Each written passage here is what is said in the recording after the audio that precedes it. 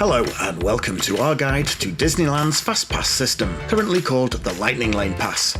But this has changed its name more times in the last few years than we care to remember, from FastPass Plus to Genie Plus, Lightning Lane to Lightning Lane, Multi-Pass as it is called right now. This could of course change its name again in the future, but the pass system has largely stayed the same. This guide will help you understand what the pass is, if it's worth it for your trip, and take you on a full day around Disneyland to show you exactly how to get the best out of the pass. We've got loads of tips and tricks coming up to help you make the most of your pass, if you choose to get one. A Lightning Lane Pass grants the owner the chance to enter the ride via the Lightning Lane queue entrance, which can reduce time significantly, even making a ride basically walk on. Obviously, this is very appealing, but at most theme parks, these sorts of passes are very limited and very expensive, otherwise everyone would buy them and the FastPass queues would be longer than the regular queues. Disney hasn't gone down that route, and their FastPass system is one of the cheapest on the market, and it is very rarely sold out with lots of availability to all. But to counter the overuse, their system is a little complicated. There are two versions of the Lightning Lane Pass, the Multi-Pass and the Single Pass. The Single Pass is something we are not really a fan of. This grants you access to a single Lightning Lane to a single ride on just a select few A-list attractions. Currently, only Rise of the Resistance and Radiator Springs Racers offer Single Pass Lightning Lane options. These work completely separately from the Multi-Pass, and those two rides are not included on the Multi-Pass, so to ride those, you either have to queue or purchase a Single Pass Lightning Lane to skip the queue. These are dynamically priced and based on demand and cost between $10 and $30 just to skip one queue. We don't think these are good value and have other ways of skipping those queues, legally of course, but more on that as we head into the park. The Multi-Pass Lightning Lane is the one that causes the most confusion, as it's pretty complicated to get your head around. In essence, it's quite easy. You open the app, look for a ride you want to skip the queue on, book your time to head to the ride, and then head on over, scan, and on you go. Simple, but there are a variety of rules and timings that make the pass really hard to grasp and get your head around. You can only book one Lightning Lane at once, but you can book your next as soon as you redeem the first attraction. Or if your next attraction is over 2 hours away, you can book after 2 hours has elapsed, and then stack attractions in the app. You can do this as many times as you'd like, as long as there are Lightning Lanes available and there are hours left in the day, but you can only skip the queue once per attraction per day. If you have a park hopper, you can book attractions in both parks. Only select rides participate, and the current list at the time of publishing are here, but these do change, so check the description for links to the latest participating rides. If a ride is not on the list, you'll need to queue. So while all this sounds pretty simple, we know it can be hard to get your head around. So we figured we would take you with us into Disneyland and show you exactly how we use the Multi-Pass Lightning Lane to maximum effect while visiting the park. We have loads of tips and tricks to get the max out of your day. There is also the new Premier Pass, but this comes in at $399 per person and quite frankly is pretty ludicrous, so we are just going to ignore that for the purposes of this video. To keep this honest, we headed to the park on Memorial Weekend, so it was busy. We had a park hopper ticket and our reservation to start our day in Disneyland. Remember, all of this is controlled from the Disneyland app, so you better have that downloaded first. Unfortunately, you can barely visit Disneyland these days without using the app. To get the most from the pass, you are going to want to get there early, preferably at rope drop. If you don't know what that is, essentially it's Disney's way of opening the park. The park opens at 8 AM, but if you get there earlier, you can clear security and the turnstiles and head right into the park right up until a literal rope that stops access to the rest of the park.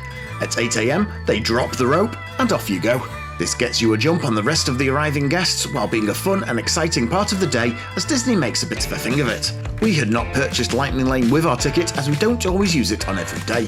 It makes your day very busy, and we tend to use it on day one, and then on day two we could just mop up rides and attractions that we missed. It costs a little more each day to do this, but you can save way more by not having Lightning Lanes on every day. To purchase on the day, you need to enter a park, and by doing rope drop, you are in the park before 8 AM opening, so you can buy a pass before the park opens. It was $36 on the day we visited rather than the advertised $32, as it also uses dynamic pricing. Only a few years ago, this was only $15, so prices have skyrocketed. While in the park waiting for rope drop, you can also choose your first ride. You do not have to wait for the park to open. When selecting a return time, you get a 1 hour window to head to the ride and use the Lightning Lane.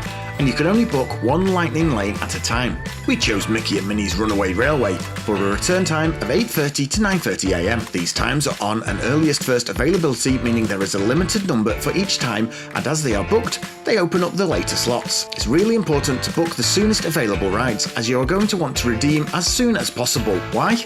Well, you can only book one ride at a time, but the second you scan into a booked Lightning Lane, it opens you back up to booking another one. So as long as the return times are really soon, you can book a lot of Lightning Lanes in a short time. The biggest time suck being getting to and from the rides and the actual rides themselves. So on this basis, we had made an error, as we had 30 minutes to wait for the Runaway Railway.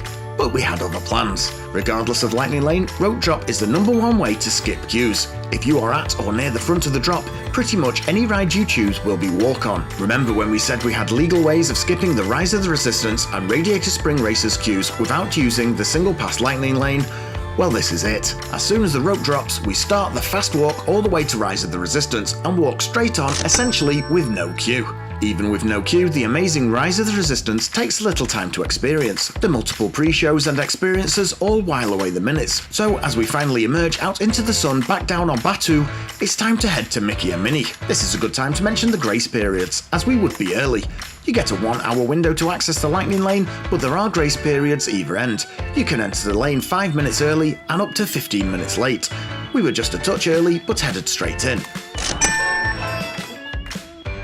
There will naturally be a short queue even in the Lightning Lane, but as we have now scanned our first booking, we can straight away book the next. This time it's Pirates of the Caribbean for 8:35 to 9:35 am.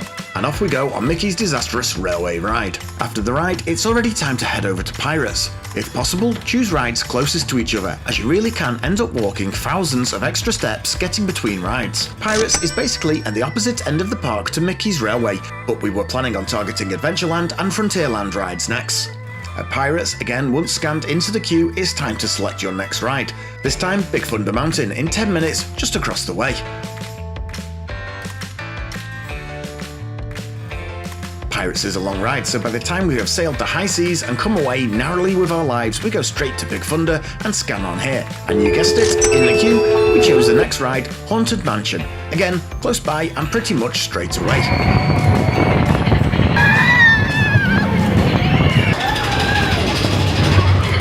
After Big Thunder, it's off to the mansion for spooky thrills, and in the queue we snag Tiana's Bayou Adventure.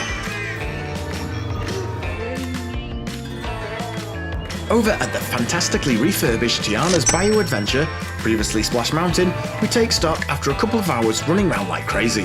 Naturally, as we were at Tiana's, we grabbed some beignets and some julep while we took a breather. So in a little over 2 hours, we had bagged 6 rides and essentially no queuing on Memorial Weekend. That's pretty good.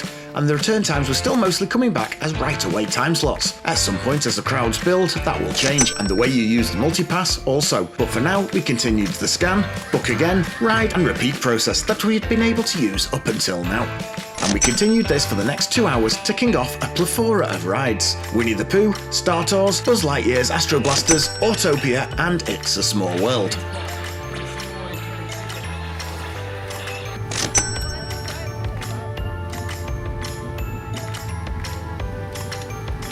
Finally, after It's a Small World, we ran out of instant return times. This means you need to wait until the return time to scan the pass and then book onto another. We had reservations at Ogre's Cantina over in Galaxy's Edge, so booked the 13:35 to 14:35 slot to Millennium Falcon Smuggler's Run. We then took some time out to enjoy the castle in the now glorious sunshine and grab a photo or two whilst also meeting Belle, then headed over to Galaxy's Edge for Smuggler's Run, which was ride number 12, and it's only midday. At Ogre's Cantina, we grabbed a few drinks and planned the second part of our day. We had a park hopper ticket, and this meant we could head over to Disney California Adventure.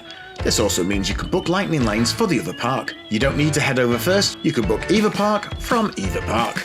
In fact, you could also leave the parks and still book lightning lanes. You just can't book any until you have entered a park first thing in the morning. To start off with, our next attraction was in DCA, so after drinks, we headed over. However, things had changed a little in regards to the return times, and it was time to look at stacking. As most of the return times had now all been pushed out past 2 hours, you are no longer limited to a single booking.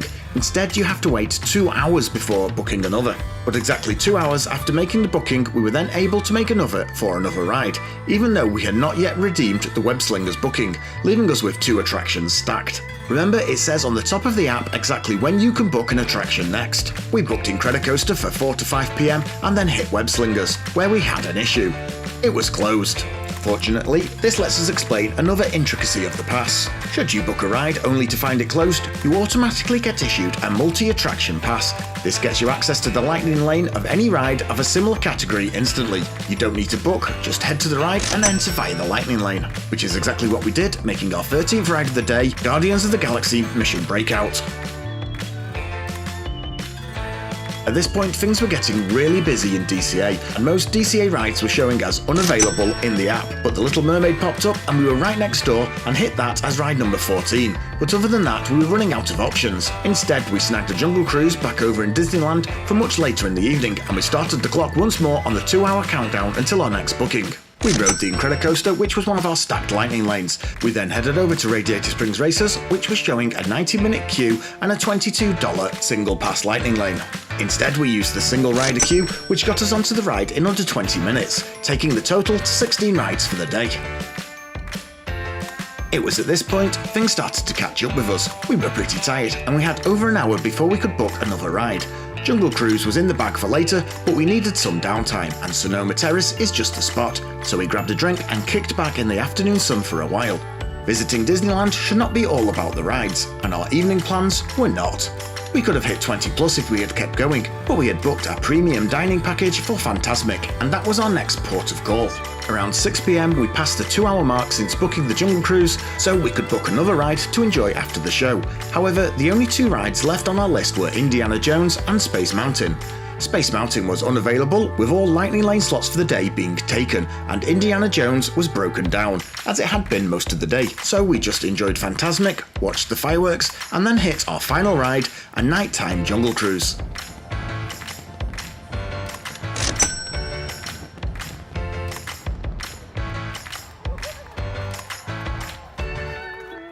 With that, we were beat, and we really had done all we could with the multi-pass. We still had tomorrow to mop up, but the list of the rides we had done shows just how powerful the lightning lane can be. We had ridden almost all of the A-list rides and 90% of the B-list, with just a few mop-ups needed tomorrow.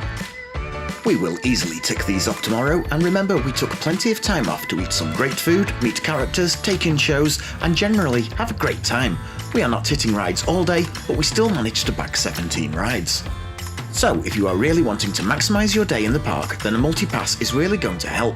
We saved over 6 hours in standby queue time, although some of that was by using single rider lanes and other hacks, but the pass freed up so much time to see and do so much more. We estimate on this day we would have lost at least 6 rides if we had not used the pass, or would have had to miss out on Fantasmic and Ogre's Cantina. If we had pushed the pass harder and not spent so much time dining and just enjoying the park, 20 rides was definitely on the cards, or even a final push in Disneyland with 2 hours left of park opening that could have seen us hit Space Mountain and Indiana Jones, if it had been open. On this basis, we really do recommend the pass. Yes, $32 to $36 per person is a big outlay, but standing in lines really sucks, and the multi-pass is one of the cheapest theme park express pass options out there. The distribution of rides is really clever, and it means there is rarely a long queue at the Lightning Lane entrance, which can be the case at some theme parks where the express passes are oversold, and the queue's almost as long as the main queue. At Disneyland, the low allocation per time slot means there really is rarely a long queue, 10 minutes being the longest we have ever waited in a lightning lane, and that is usually when a ride is hiccuping. You also get PhotoPass thrown in,